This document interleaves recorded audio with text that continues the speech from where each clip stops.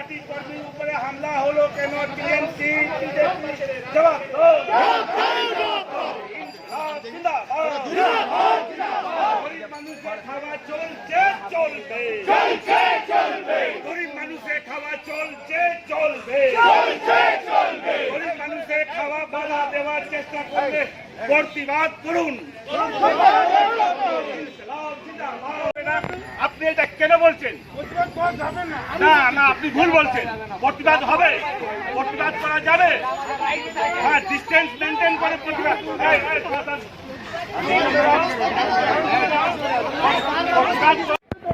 হলো কেন? প্রশাসন জবাব দাও। ইনকলাব জিন্দাবাদ, ইনকলাব জিন্দাবাদ। অবিলম্বে দোষীদের শাস্তি দিতে হবে।